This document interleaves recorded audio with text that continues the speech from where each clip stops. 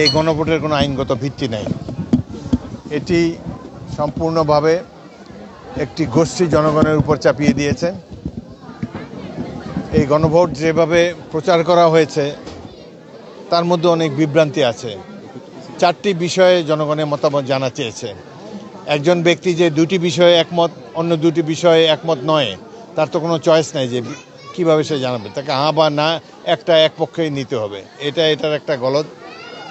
তবে এই ধরনের গণভোটে যেখানে সংবিধান সংশোধন হবে সেটা একমাত্র এমপিরা করতে পারে, জনগণের নির্বাচিত প্রতিনিধিরা। কিন্তু এখানে ঢাকার একটা এলিট গোষ্ঠী এটা জনগণের উপর চাপিয়ে দিয়েছে। আমাদের দল বিএনপি এটাতে প্রথমে রাজি হয়নি, কিন্তু দেখা গেল যে বিএনপি যদি রাজি না হয় তাহলে আর নির্বাচনই হয় না, এরা নির্বাচন ছেড়ে বাড়ি চলে যাবে। এখানে যে উচ্চকক্ষ আছে, উচ্চকক্ষে তারা কিভাবে এমপি হবে? যে দল 1 লাখ ভোট পাবে তারা একজন এমপি পাবে। তো 1 লাখ ভোট তো সহজ। সুতরাং যাদের কখনো জনগণের ভোটে এমপি হওয়ার সুযোগ ছিল না, তারা এই সুযোগটি লুফে নিয়েছে। এমপি হওয়ার জন্য বাংলাদেশের উপর একটা অর্থকরী এবং বাংলাদেশের উপর একটা লাক্সারি যেটা উচ্চকক্ষ চাপিয়ে দিয়েছে। আমাদের দেশ এখনও এই ধরনের ব্যবস্থার জন্য প্রস্তুত নয়।